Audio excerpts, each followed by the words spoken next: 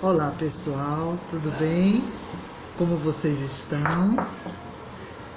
Esse nosso momento aqui, ele é dedicado ao aperfeiçoamento. Eu sei que vocês estão cada vez melhores. À medida que a gente vai exercitando o nosso conhecimento e a nossa prática, a gente vai aperfeiçoando. Hoje eu quero tratar de alguns assuntos para enriquecimento do nosso trabalho. Por exemplo, cuidar do nosso cenário. Eu sei que vocês têm caprichado no cenário, né? Sempre com muito colorido, muita coisa bonita, visível. É importante que o seu cenário ele tenha o conteúdo, né, referente ao que você está se propondo. Ou seja, o seu cenário ele precisará conter elementos que tenham a ver com aquilo que você está falando. Então, é importante vocês prepararem aquele material que vocês vão demonstrar e que esse material seja, né, porque como é online, ele precisa ser bem claro, bem direto, bem colorido, bem objetivo e se demorar na demonstração. Às vezes eu observo que se mostra uma cartolina com uma sílaba, com uma letra, e se demora pouco na demonstração. Então, por exemplo, você vai mostrar um objeto. Esse objeto é um pente. Esse pente precisa ser grande. Às vezes se demonstra algo e se tira logo. A criança, ela é muito perceptiva, ela gosta de ver detalhes. E quando você mostra e tira, ela perde esses detalhes. Então é importante que você mostre, que você, né, deixe ela prestar atenção, que você aumente, afaste, para que ela possa ver várias vezes, até ela prestar atenção, ela adquirir aquele conteúdo, ela introjetar aquele conteúdo, e aí depois de algum tempo, né, da sua fala, demonstrando, aí você tira. Então é importante você demorar, e precisa ser grande, a letra grande. Tem crianças que enxergam mais de perto, tem outras que enxergam mais de longe. Então é importante que a figura que você vai demonstrar, ela seja grande, tá? Então, com referência às vezes a gente vê os elementos que estão numa mesa, esses elementos não tem nada a ver com a proposta que você está levando. E é só para enfeitar a mesa, às vezes tem um bonequinho, tem alguma coisinha, mas é importante que tenha elementos daquilo que você está falando, porque aí ela tira o foco, aquele elemento muitas vezes tira o foco do que você, né, está querendo demonstrar. Então, coloque elementos que tenham a ver com aquilo que você está falando. O cenário é muito importante. Outra coisa que eu tenho observado é a questão da oratória. Nós temos um regionalismo muito forte, né? Quando utiliza algum verbo no infinitivo, crescendo, fazendo, e eu tenho observado que a articulação ela não está certa, né? E que a gente precisa corrigir, fazendo, correndo, e que as palavras precisam ser bem articuladas. Não deixe que o regionalismo ele impere. Por quê? Porque os pais são muito críticos e as crianças, ouvindo o referencial que é o professor, ele vai pegar a mesma, né, linguagem, ele vai pegar a mesma silabação, a mesma tônica que o professor utiliza. Então a gente tem que ter muito cuidado com o nosso sotaque regional. E a articulação das palavras, falar claramente, né, devagar, para que o conteúdo ele seja compreendido, porque quando você fala muito rápido, as palavras se perdem. Então, tenha cuidado com a sua oratória, com a sua concordância, né?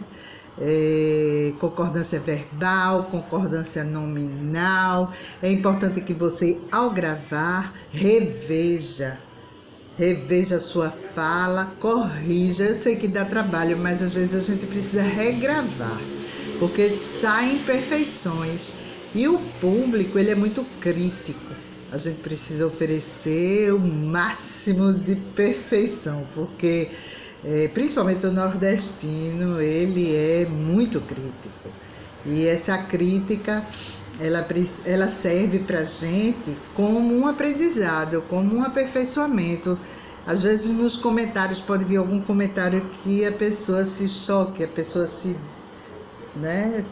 doe ali, mas é importante que você compreenda que às vezes o feedback negativo faz com que a gente aperfeiçoe a nossa prática.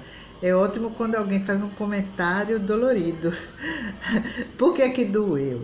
Porque a gente constatou que realmente houve aquela falha e que alguém percebeu e que nos falou. Que bom que nos falou, porque aí a gente pode corrigir. O verdadeiro profissional, ele não fica triste com a crítica, ele fica feliz porque não é crítica, é uma consultoria, né? Alguém mostrou para ele onde ele pode melhorar. Então, vamos aprender a crescer nas críticas. A crítica, ela é sempre construtiva. Por pior que ela venha, ela é sempre construtiva, porque é uma forma da gente melhorar a nossa prática. Outra coisa é a postura, né? A postura durante as gravações. Ninguém deve ficar totalmente estático ali, parado, sem movimento, porque o ouvinte, ele vai dormir. Então é importante que você não fique se balançando, mas também não perca o seu movimento expressivo, porque a oratória, ela também depende dos gestos, né? Os gestos devem ser leves, mas eles devem acontecer, porque os gestos, eles enriquecem a sua fala. À medida que você fala, você precisa gesticular, né? Que seja um gesto leve, que seja um gesto agradável, que seja um gesto chamativo, mas é importante que você, né, se comunique também através dos gestos. Ele traz uma beleza para a sua fala. Os gestos, eles enriquecem a sua fala, eles são necessários, desde que não tapem a sua boca, não se elevem nas alturas. O gesto, ele precisa ser sempre abaixo do queixo, né? Sempre aqui para mostrar a sua fala e não cobrir o seu rosto, mas eles precisam acontecer, porque eles dão segurança à sua fala, eles enriquecem, eles ilustram a sua fala. E a postura, né, ela também diz respeito ao seu marketing pessoal. Como você vai se vestir? Eu tenho visto, assim, muita beleza na vestimenta de vocês. Teve uma aula, acho que foi Rosélia, que falou sobre o São João. Ela vestiu a farda, mas não deixou de ter a blusinha ali xadrez para mostrar como era, né? E eu vi também a ilustração de Deise, acho que foi Deise que colocou a ilustração do frio, do verão, a roupa leve, uma roupa que agasalhe mais. Então, assim, a escolha do vestimento é muito importante. Por quê? Porque é o seu visual que está ali, né, mostrando a sua aparência. Normalmente, nas escolas, eles estão utilizando sempre padronizado a farda. Então, somente em casos de ilustração, como vocês já vêm fazendo, então incorporam outro tipo de vestuário. Então, parabéns aí para vocês que já estão utilizando essa técnica. Tudo que eu estou falando, vocês já viram, estão cansados de saber, é somente uma parada para reflexão da nossa praxis. Será que a gente está realmente dentro do padrão que precisa ser seguido?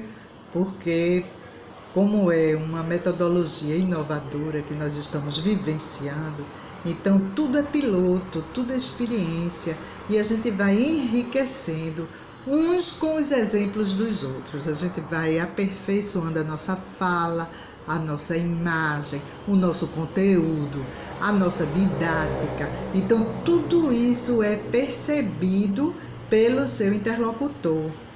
Principalmente o seu aluno, você precisa usar uma linguagem adequada àquela idade. Você não está falando para os pais, você está falando para a faixa etária do seu aluno. Então, o seu vocabulário, ele precisa ser correto, mas ele precisa ser simples, ele precisa ser claro, ele precisa ser a nível do seu alunado. Não adianta falar, ter uma oratória muito rebuscada para um público que não vai lhe compreender. Então, já vai falar para uma criança pequenininha, você precisa falar na linguagem dele, na linguagem que ele entende. Nem que a sua fala fique infantil, porque é assim que ele compreende, né? E o teatro ajuda muito na nossa prática. A gente exerce um papel muitas vezes diferente do nosso pessoal. Nós assumimos um papel de acordo com o público que nós queremos alcançar. O marketing pessoal ele é muito importante. O seu aluno vai olhar como está o seu cabelo, como está a sua roupa, como estão os seus gestos, como está o seu humor, porque o aluno que conhece o seu professor, ele sabe quando o professor está triste só pela fala, pelos gestos, pela aparência dele, como ele... Tem gente que é tão cristalina que a gente sabe naquele dia aquela pessoa não está bem. Então, é muito importante a gente se perceber e ver como está a nossa atuação. Eu digo teatro por isso, porque nós não deixamos de ser atores de nós mesmos. Depende do nosso público, o nosso papel. E uma coisa também que eu tenho observado muitas vezes é a questão da iluminação dos vídeos. Eu sei que não é fácil. Para eu gravar esse vídeo aqui, eu precisei conversar com a minha família. Eu conversei dizendo, pessoal, vocês podem me dar 5, 10 minutos de silêncio absoluto para eu poder gravar, porque não é fácil você gravar em casa, né? Tem um gato que mia, tem um cachorro que late, tem um vizinho que grita, tem uma televisão ligada, um rádio ligado, um som ligado. Você não consegue um ambiente silencioso e claro para gravar um vídeo adequado, para que o seu interlocutor que está do outro lado tenha uma imagem bonita, tenha uma imagem colorida, tenha uma imagem clara, tenha uma imagem cristalina, uma imagem bonita que você possa olhar e ver que foi bem gravado o seu vídeo. Então, converse com a sua família antes de você gravar seus vídeos. A gente tem ouvido ruídos atrás da gravação. Isso é muito normal acontecer, porque nós não estamos sozinhos. Nós temos crianças em casa, né? Nós temos animais, nós moramos numa avenida onde passam carros ruidosos. Então, tudo isso atrapalha muitas vezes a gravação do vídeo. Procure o lugar mais claro que você tiver, né? Pegue o melhor ângulo para poder começar a sua fala e começar os seus vídeos, para que as pessoas possam lhe ouvir bem, porque nem todo instrumento, nem todo celular, nem todo notebook tem um som, que ofereça qualidade na audição. Às vezes o celular grava longe, grava com dificuldade e a gente vê aquela audição longe. E quando o ambiente não está claro, aí o que é que acontece? Eu tenho percebido que às vezes aparece um quadro com uma letra, com um número longe. O aluno não está conseguindo ver aquilo. Ou então é gravado em vídeo, onde ele não pode dar um zoom. E aí ele quer retroceder. O que foi que aquela professora explicou? Aqueles números, aquelas coisas, passou tão rápido, não deu para voltar. Então, o quadro fica longe, a letra fica apagada, o ambiente está escuro, tudo precisa ser visível. e demorar para que a pessoa possa ver, né? Então a gente precisa demorar, vai trabalhar um número, vai trabalhar uma letra, ele precisa ser demorado para que haja percepção. O cérebro, uns pensam rápidos, a velocidade é diferente, outros pensam muito devagar, demora a cair a ficha, às vezes porque não vê direito, né? Às vezes é por causa da posição, da claridade. Então, se não demorar um pouquinho, não estou dizendo para demorar muito, mas gravar números e letras, essa é a sílaba tal, e tira. O aluno ficou, não deu tempo nem dele chegar a ver, porque já foi e já tirou. Então, é muito importante que se demore, que seja grande, para que ele possa ver claramente e ele aprender. Você pode tirar e depois você vai colocar novamente grande para que ele veja e que demore até encaixar, né, na memória. E outra coisa é a questão da interação. A gente dá aula olhando para o aluno precisa perceber que você está olhando dentro dos olhos dele, então olhe para a câmera. É importante você olhar diretamente para que o aluno se sinta olhado, visto, né? Você está interagindo com ele. E não é só você falar, você precisa interagir com o aluno. Compreenderam, gente? Vocês percebem o que eu estou falando? Eu estou sendo clara, então é importante que o aluno do outro lado lhe responda essas questões. Você ir falando e você ir questionando para que ele pense, para que ele responda lá do outro lado. Aí você estará interagindo, mesmo que você não o veja, mas quando você questiona, ele vai lhe responder e ele estará tendo a sensação de que está interagindo com você. Outra coisa que a gente vê é que eu tenho percebido que não existe assim uma oferta de atividades, sabe? Você oferecer atividades, você ir fazendo atividades com ele ali, você oferecer atividades. Que feedback você tem daquelas atividades? Você passa as atividades, eles estão retribuindo essas atividades, você tem como avaliar? Porque um conteúdo, qualquer conteúdo, ele precisa ser avaliado.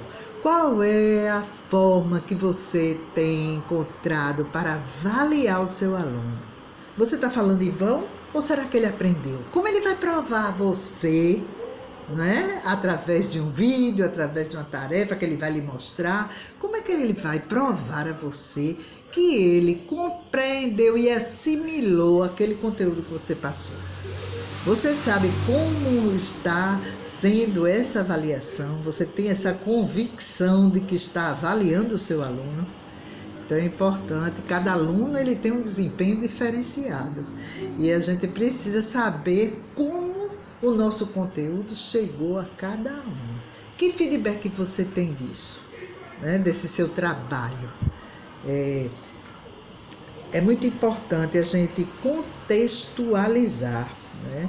Contextualizar e assim, dentro da sua disciplina, contextualizar todas essas situações que nós estamos vivendo, toda essa atualidade.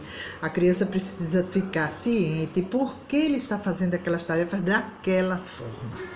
E eu tenho admirado as criatividades de vocês, né? Tem surgido muita coisa nova, muita coisa interessante. Sei que vocês estão pesquisando e talvez trabalhando mais do que antigamente, né? Mas isso também tem enriquecido vocês na questão da experiência, né? Porque é uma nova experiência e é importante que vocês tenham de volta esse feedback, né? Esse feedback do seu aluno, como é que está sendo, como é que não está sendo, o que é que vocês podem trazer de inovação, como vocês vão levar seus alunos à pesquisa. E é importante também a questão da clareza, a gente já falou, né? da clareza. Quanto mais claro, quanto mais visível, quanto mais precisa a sua fala. Ela tem uma duração curta, a sua fala, então ela precisa ser direta, ela precisa ser objetiva, ela precisa ser clara.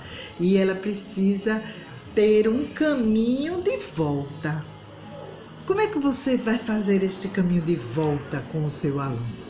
Então, são muitas as experiências, né, vivenciadas. É importante que você planeje todas as suas tarefas, que faça um checklist. Eu vou fazer isso, isso e isso, e ir ticando. Isso eu já fiz, isso eu já fiz, isso eu já fiz, para que você possa seguir uma diretriz naquela sua aula. Então, bota um caderninho junto e eu vou falar sobre isso, sobre isso, sobre isso. Você pode abordar 2, 3 assuntos ao mesmo tempo, rápidos, né? Objetivos, diretos e principalmente ilustrados. Cada assunto ele precisa de uma ilustração. Você vai falar de matemática, você mostra uma maçã, você mostra alguma coisa que, né, que ele possa fazer uma comparação. É importante ilustrar todas as aulas. O aluno presta atenção através do colorido, do que ele vê. Não é só do que ele ouve, é do que ele vê. Então a gente está trabalhando mais com o visual do que com, né, a fala. O visual ele faz um efeito extraordinário. Então você abuse do visual muitas vezes, né? Você não pode abusar das falas. É importante você, né, fazer este checklist. Tem muitas coisas também que eu tenho observado, a questão da aula de inglês. A aula de inglês, ela precisa ter uma pronúncia, né, correta. Por quê? Porque a aula de inglês, ela tem uma diversidade de interpretação. A gente sabe que outro idioma precisa de coerência, né? O vocabulário é diferente, a fala é diferente, a articulação das palavras é diferente, a pronúncia é diferente. E o público, muitas vezes, conhece outro idioma.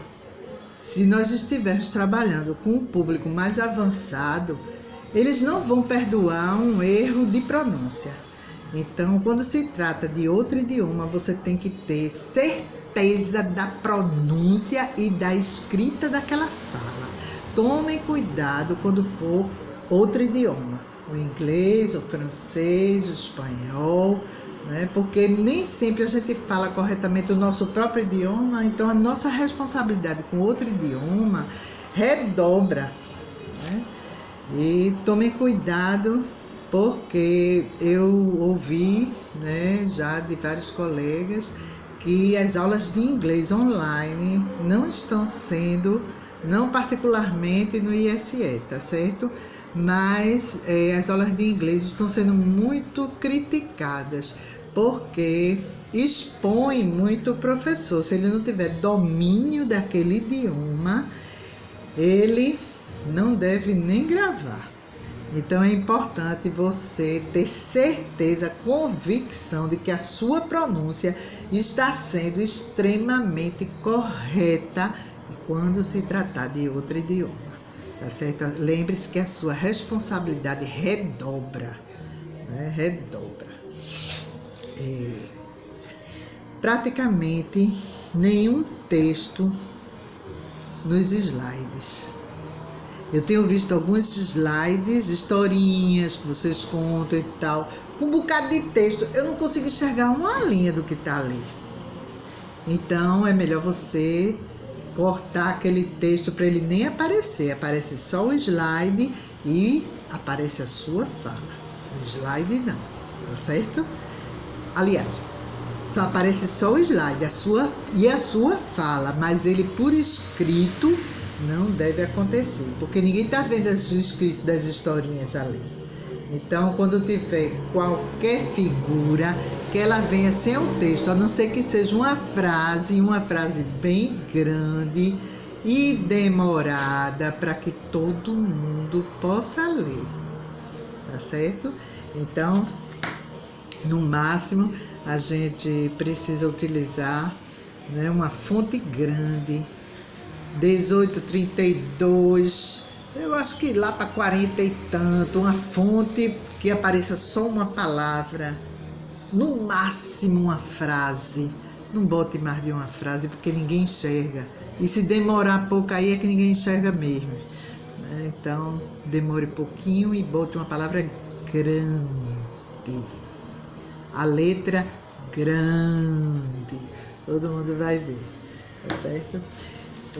A gente precisa, né, dar preferência a todas as gravuras. Então, abuse das figuras. O visual é muito importante. Eu estou aqui à disposição de vocês e o que vocês precisarem, a gente volta a conversar, tá certo? Vocês podem, inclusive, sugerir alguns temas para que a gente possa aprofundar essa nossa conversa. Deus abençoe a todos, obrigada pela atenção. Bom trabalho, meninas. Além daqueles que vocês já vêm fazendo que estão espetáculo. Boa noite.